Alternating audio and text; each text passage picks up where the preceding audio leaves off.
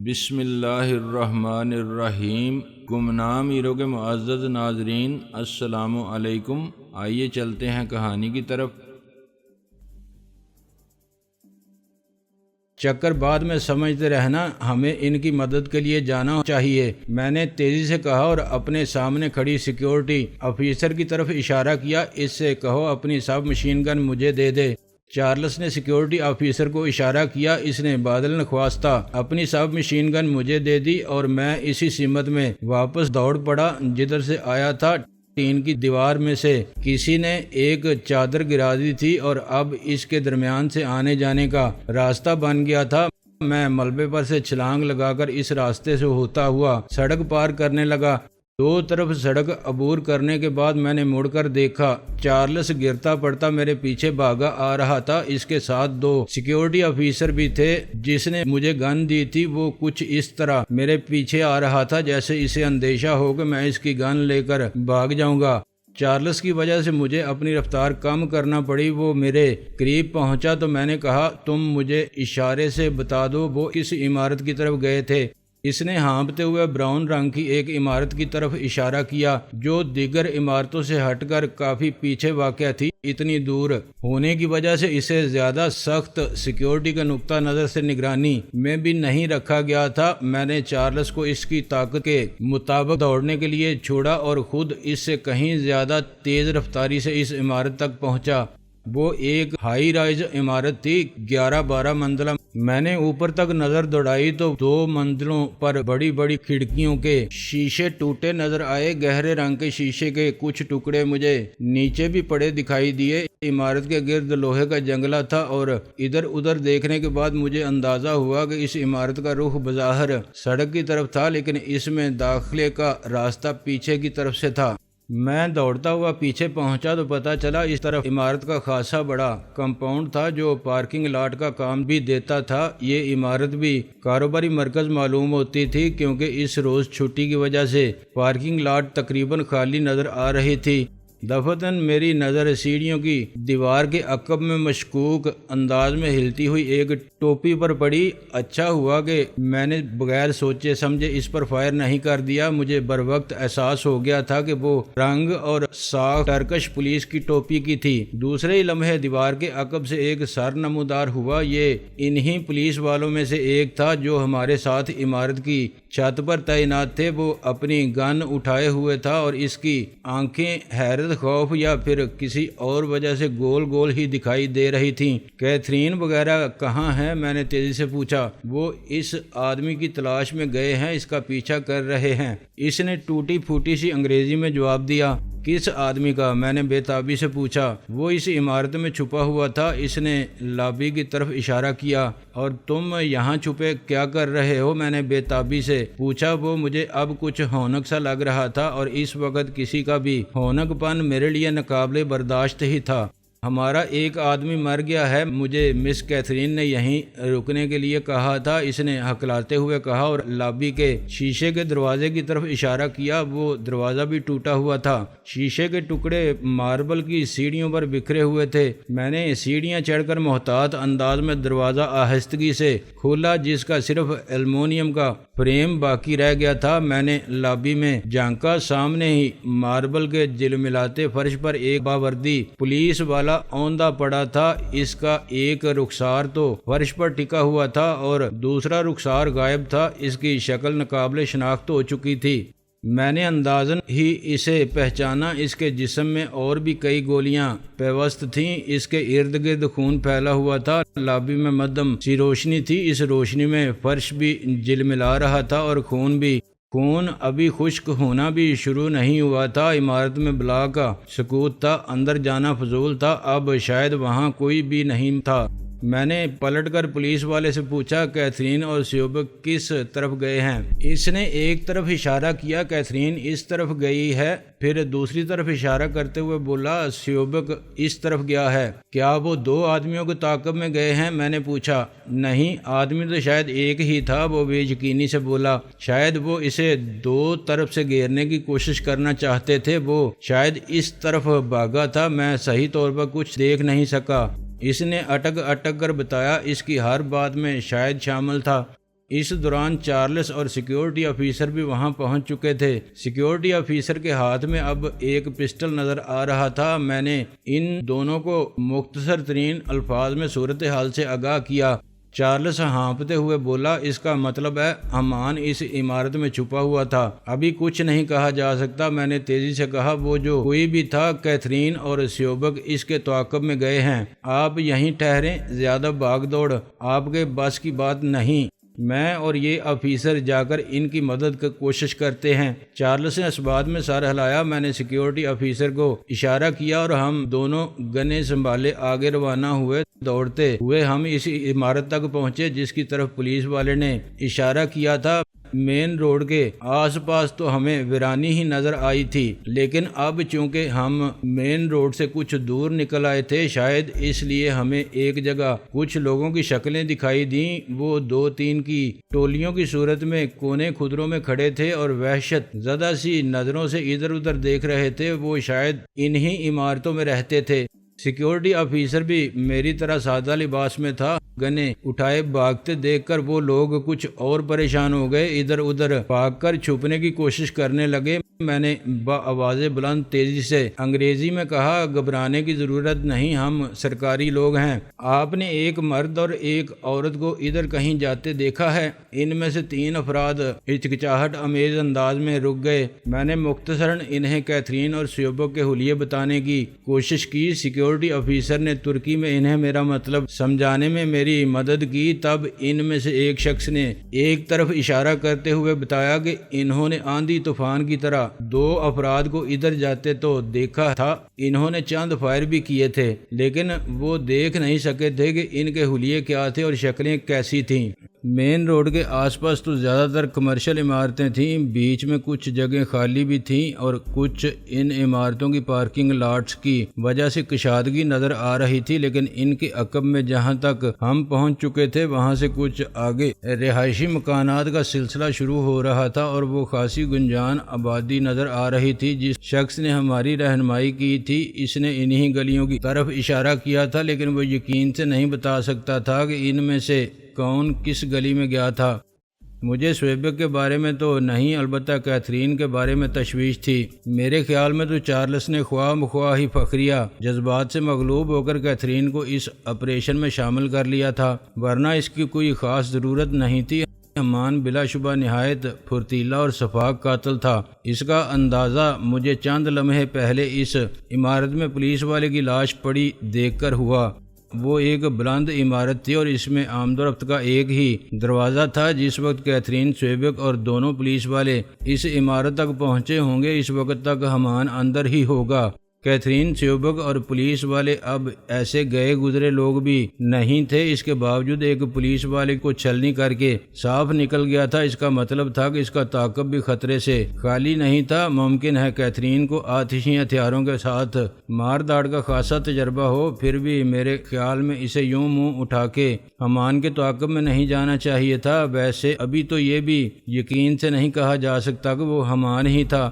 ہمیں کیتھرین اور سیوبک کی تلاش میں زیادہ دور تک نہیں جانا پڑا۔ ابھی ہم فیصلہ کر ہی رہے تھے ہمیں کون سی گلیوں میں داخل ہونا چاہیے کہ کیتھرین اور سیوبک ہمیں ایک ہی گلی کے موڑ پر ایک ساتھ نمودار ہوتے دکھائی دیے۔ ان کی رائفلیں کندھوں پر تھیں اور منہ لٹکے ہوئے تھے۔ انہیں ایک نظر دیکھ کر ہی اندازہ ہو رہا تھا کہ وہ مایوس واپس آ رہے تھے۔ سیوبک اپنے ہاتھ میں نیلے سے رنگ کے کچھ کپڑے اٹھائے ہوئے تھا۔ کیتھرین کی ڈینم کی جیکٹ کندھے پر سے پھٹی ہوئی تھی، بال بکھرے ہوئے تھے، جینز مٹی میں لتھڑی ہوئی تھی۔ سیوبک کا حال کچھ زیادہ خراب نظر نہیں آ رہا تھا۔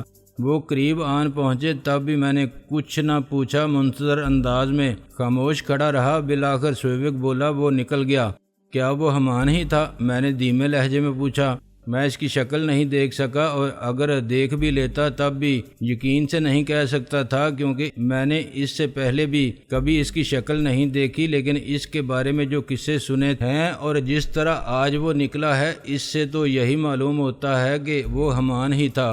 یہ کیا اٹھائے لا رہے ہو؟ میں نے اس کے ہاتھ میں موجود کپڑوں کی طرف اشارہ کیا جنہیں وہ کچھ اس طرح لٹکائے ہوئے تھا جیسے دھوبی کے ہاں لے جا رہا ہو۔ یہ لفٹ بوائے کی وردی ہے، شعیبک نے بتایا۔ وہ اس وردی میں تھا، اس کی وجہ سے ہم ایک لمحے کے لیے دھوکہ کھا گئے اور اس کے لیے وہ ایک لمحہ ہی کافی تھا۔ وہ اس احمق پولیس والے کو اڑا کر نکل گیا جس نے عمارت میں گھسنے میں کچھ زیادہ ہی عجلت دکھائی تھی۔ پھر وہ کچھ حسرت امیز نظروں سے یونیفارم کو دیکھتے ہوئے بولا، یہ مجھے ایک عمارت کی چھت پر پڑا ہوا ملا، تبھی مجھے اندازہ ہوا کہ وہ نکل چکا ہے۔ اس یونیفارم کے نیچے وہ یقیناً دوسرے کپڑے پہنے ہوئے ہوگا۔ اب انہیں اٹھائے کیوں چلے آ رہے ہو؟ ان میں یقیناً کچھ نہیں ہوگا، لیکن تسلی کے لیے ہاتھ مار کر دیکھ لو اور ایک طرف پھینک دو۔ میں نے کہا، یہ کپڑے اب ہمیں حمان کا پتہ بتانے سے تو رہے۔ شعیبک نے چلتے چلتے یونیفارم کی جیبیں کھنگالیں۔ حسب توقع ان میں سے کچھ نہیں تھا۔ وہ کوٹ، ٹوپی اور پتلون تینوں چیزیں پھینکنے لگا تھا، لیکن سیکیورٹی آفیسر ہاتھ بڑھاتے ہوئے بولا، یہ مجھے دے دیجئے، تفتیش میں کام آئیں گے۔ شعیبک نے سوالیہ نظروں سے میری طرف دیکھا۔ میں نے اپنی بیزاری چھپانے کی کوشش کرتے ہوئے کہا، دے دو بھائی، لگتا ہے یہاں بھی سرکاری محکموں کو سانپ نکل جانے کے بعد لکیر پیٹنے کا شوق ہے۔ ہم واپس وہاں پہنچے جہاں میں نے چارلس کو چھوڑا تھا۔ وہ دیوار کی آڑ میں پولیس والے کے پاس بیٹھا تھا اور ریڈیو مختلف لوگوں کو کچھ ہدایت دے رہا تھا۔ اب وہاں کچھ اور لوگ بھی نظر آنے لگے تھے جو مختلف کونوں خطروں میں سہمے انداز میں جھانک رہے تھے۔ کافی لوگوں کو معلوم ہو چکا تھا کہ وہاں کوئی گڑبڑ تھی۔ میں ذرا اندر سے اس عمارت کو ایک نظر دیکھنا چاہتا ہوں۔ میں نے کہا، کسی کو اندازہ ہے کہ حمان کون سی منزل پر موجود تھا؟ مجھے اندازہ ہے، کیتھرین بولی، جب تم کرین پر چڑھ کر ہک کی طرف ہاتھ بڑھا رہے تھے اور ہمیں اندازہ ہوا کہ تم پر فائر ہو رہے تھے تو ہم نے دوربین سے ادھر ادھر کا جائزہ لیا تھا۔ مجھے اندازہ ہوا کہ اس عمارت کی ایک کھڑکی کے شیشے کے عقب میں کوئی موجود تھا۔ وہ 5ویں منزل کی کھڑکی تھی اور سب سے پہلے میں نے ہی اس پر فائرنگ کی تھی، جس کے بعد یہاں فائرنگ رک گئی تھی اور ہم بھاگ کر یہاں آئے تھے۔ ہم ٹوٹے ہوئے شیشوں کا دروازہ کھول کر اندر پہنچے۔ لابی میں پولیس والے کی لاش اسی طرح اوندھی پڑی تھی۔ ہم لفٹ کی طرف بڑھے تو سیڑھیوں کی آڑ میں مجھے ایک گٹھڑی سی پڑی دکھائی دی۔ میں نے قریب جا کے دیکھا، وہ بھی ایک لاش تھی۔ وہ سادہ لباس میں ایک سیکیورٹی آفیسر تھا جسے محض احتیاطاً اس عمارت کے دروازے پر تعینات کیا گیا تھا، ورنہ اس عمارت کو تو ان عمارتوں میں شمار ہی نہیں کیا گیا تھا جہاں سے کسی کارروائی کا اندیشہ تھا۔ اس آفیسر کی گردن میں تانبے کا ایک باریک سا تار پیوست تھا۔ اس کی بے نور آنکھیں حلقوں سے ابل آئی تھیں۔ اس کی لاش کو یقیناً دروازے کے قریب سے کھینچ کر سیڑھیوں کی آڑ میں ڈالا گیا تھا۔ اس آفیسر کے پاس غالباً صرف ایک پسٹل موجود تھا جو اس وقت بھی اس کے قریب ہی پڑا تھا۔ البتہ باوردی پولیس والے کے قریب ایک اوزی گن پڑی تھی جو یقیناً اس کی نہیں تھی۔ وہاں موجود 50 لوگوں میں سے کسی کے پاس اوزی نہیں تھی۔ وہ یقیناً حمان کی تھی جسے وہ فرار ہوتے وقت وہیں پھینک گیا تھا۔ متاسفانہ سی کیفیت میں ہم لوگ لفٹ کے ذریعے 5ویں منزل پر پہنچے۔ ہمیں وہ کھڑکی تلاش نہیں کرنا پڑی جس کے پیچھے ہمارے اندازوں کے مطابق حمان موجود رہا ہوگا۔ لفٹ سے نکلتے ہی ہمیں وہ بڑی سی کھڑکی نظر آ گئی۔ اس کے تمام شیشے ٹوٹے ہوئے تھے۔ وہ در حقیقت راہداری کی کھڑکی تھی۔ اس وقت اس کے راستے ہوا فر اندر آ رہی تھی۔ مزید ثبوت ہمیں کھڑکی کے قریب پہنچ کر مل گیا۔ شیشوں کے ٹکڑوں کے قریب ہی ایک ٹیلی اسکوپک رائفل اور ایک کیلکولیٹر سے مشابہ تقریباً 1 بالشت لمبا اور 4 انگلی چوڑا ایک ڈبہ سا پڑا تھا۔ اسی ٹیلی اسکوپک رائفل سے حمان نے مجھ پر فائر کیے ہوں گے۔ یہ محض میری خوش قسمتی تھی کہ میں بال بچ گیا تھا۔ حمان کی دلیری اور خود اعتمادی قابل رشک تھی کہ جس چیز کی ضرورت جہاں ختم ہوتی نظر آتی تھی اسے وہیں پھینک گیا تھا۔ ٹیلی اسکوپک رائفل اس نے یہاں صرف دور کی فائرنگ کے لیے رکھی ہوگی۔ یہاں سے ہٹتے وقت وہ اسے یہیں چھوڑ گیا تھا۔ نیچے پولیس والے کو اوزی سے چھلنی کرنے کے بعد چونکہ اسے صرف نکل بھاگنے سے دلچسپی رہ گئی تھی اور وہ کسی سے مقابلہ نہیں کرنا چاہتا تھا، اس لیے اسے وہیں پھینک گیا تھا، حالانکہ اسے معلوم تھا کہ اس کا ٹکراؤ مسلح لوگوں سے تھا۔ ہمارے ہاتھوں پر چونکہ ابھی تک دستانے تھے، اس لیے چارلس نے بلا تعمل وہ کیلکولیٹر نما ڈبہ اٹھا لیا اور اسے الٹتے پلٹتے ہوئے بولا، یہ کیلکولیٹر ہے یا ریموٹ کنٹرول؟ آپ کا دوسرا اندازہ صحیح ہوگا، میرے حساب سے اسے ریموٹ کنٹرول ہونا چاہیے۔ میں نے اس کی طرف دیکھے بغیر جواب دیا۔ میں ٹوٹی ہوئی کھڑکی سے اس دور افتادہ منظر کا جائزہ لے رہا تھا جس کا چند منٹ پہلے تک میں ایک حصہ تھا۔ بغیر دوربین کے بھی وہاں کی چیزیں صاف دکھائی دے رہی تھیں، بس ذرا سائز اصل سے چھوٹے ہو رہے تھے۔ وہ ٹین کی چادروں کی لمبی سی دیوار، ملبہ مشینری، 2 رویہ سڑک اور وہ کرین جس پر میرا چڑھنا اور اترنا گویا تختہ دار پر چڑھنے اور اترنے کے مترادف رہا تھا۔ دوربین کے ذریعے تو ان میں سے ہر چیز کو بہت صاف اور واضح دیکھا جا سکتا تھا۔ میں نے چارلس، کیتھرین اور شیوبک کو کھڑکی کے قریب آنے کا اشارہ کیا، پھر بطور خاص چارلس کو مخاطب کیا۔ آپ اس چکر کے بارے میں جاننا چاہ رہے تھے؟ یہاں کھڑے ہو کر سارا چکر زیادہ بہتر طور پر آپ کی سمجھ میں آ سکے گا۔ کچھ تو میری سمجھ میں آ گیا ہے، چارلس بولا، لیکن کچھ کڑیاں نہیں مل رہی۔ ویسے اس میں کوئی شک نہیں کہ ہمان بلاک کا شاطر بھی ہے اور چھلاوے کی طرح پھرتیلا بھی، اس میں کوئی افسانہ طرازی شامل نہیں ہے، اس کا مجھے یقین آ گیا۔ اگر ہم اتنے افراد کی صلاحیتیں یکجا نہ ہوتی تو وہ بہت آسانی سے اپنے مقصد میں کامیاب ہو جاتا۔ بے شک ایک باریک سے نقطے کی وجہ سے تو میں بھی اس کی ذہانت کا قائل ہو گیا ہوں، لیکن نہ جانے کس معجزے کے تحت میری ذہانت اس حد تک بیدار ہو گئی کہ اچانک عین وقت پر ہی اس کا چکر میری سمجھ میں آ گیا۔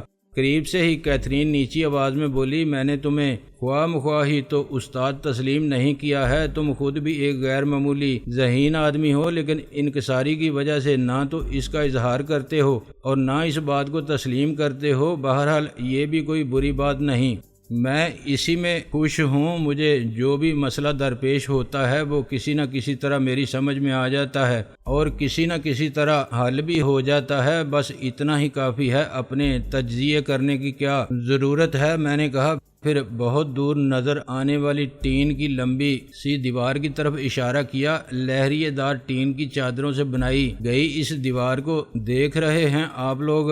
سب نے اس بات میں سر ہلایا۔ میں نے کہا، ان میں سے پہلے ٹکڑے پر سفید رنگ کیا گیا ہے۔ اگر آپ اسے دوربین سے دیکھیں تو لہریوں سے قطع نظر وہ ٹکڑا آپ کو سینما کی اسکرین کی طرح دکھائی دے گا۔ چارلس کے پاس اپنی دوربین ابھی تک موجود تھی۔ کیتھرین اور شیوبک اپنی رائفلوں پر لگی ہوئی دوربینوں کے ذریعے دیکھنے لگے۔ اب سڑک پر دونوں طرف ٹریفک بھی چل رہا تھا۔ میں نے بات جاری رکھتے ہوئے کہا، ایئرپورٹ سے آنے والی ٹریفک کو اس دیوار کے سامنے سے گزرنا تھا اور ہر گاڑی سب سے پہلے اس سفید اسکرین کے سامنے سے ہی گزرتی، ٹھیک ہے نا؟ ہاں، اس میں تو کوئی شک نہیں۔ چارلس دوربین آنکھوں سے ہٹائے بغیر بولا، یہ دیوار کمپنی نے ضرور بنائی تھی، لیکن اس ایک چادر پر یہ سفید رنگ انہوں نے یقیناً نہیں کیا ہوگا۔ یہ ہمان نے یا تو خود کل شام کے بعد کسی وقت کیا ہوگا یا کمپنی کے کسی مزدور وغیرہ کو کچھ دے دلا کر کرایا ہوگا، کیونکہ کل صبح جب ہم نے اس جگہ کا معائنہ کیا تو اس چادر پر سفید رنگ نہیں تھا۔ چارلس نے آنکھوں سے دوربین ہٹا کر الجھن امیز نظروں سے میری طرف دیکھا۔ میں نے سلسلہ کلام جوڑا، کسی نے بھی اس سفید ٹکڑے کی طرف توجہ نہیں دی، لیکن یہ صبح سے میری نظر میں کھٹک رہا تھا۔ تاہم میں بھی آخری وقت تک اس کا مصرف نہیں سمجھ سکا، لیکن میرے ذہن میں شیوبک کے وہ الفاظ مسلسل گونج رہے تھے کہ ہمان دھماکہ خیز اشیاء کا اسپیشلسٹ اور بہت حسابی کتابی آدمی ہے۔ شاید اسی نقطے نے میری رہنمائی کی۔ کس طرح؟ شیوبک نے ایک ٹک میری طرف دیکھتے ہوئے پوچھا۔ کوئی گہرے رنگ کی گاڑی اس سفید اسکرین کے سامنے سے گزرتی ہے تو بہت ہی نمایاں اور واضح نظر آتی ہے۔ عام طور پر نہایت اہم سرکاری مہمانوں کو سیاہ رنگ کی 6 دروازے والی مرسیڈیز میں لایا جاتا ہے۔ لیڈی ڈائنا بھی ایسی ہی گاڑی میں تھی۔ ٹین کی اس دیوار کے ایک سرے پر یہ سفید اسکرین تھی اور اس سے کچھ پہلے سڑک پر بورڈ لگا ہوا تھا، حد رفتار 50 کلومیٹر فی گھنٹہ۔ مان کو معلوم تھا کہ وہاں پہنچ کر گاڑیوں کی رفتار اگر عین اس کے مطابق نہیں تو اس کے قریب ضرور ہو جائے گی۔ دیوار کے دوسرے سرے پر بلندی پر کرین کا بوم تھا جسے وہ اصل ہک نکال دیا گیا تھا اور اس کی جگہ ایک اور ہک ایک خاص کھانچے میں لٹکایا گیا تھا جو در حقیقت ہک نہیں بلکہ ذرا سی ٹھیس لگنے پر پھٹ جانے والا تباہ کن بم تھا۔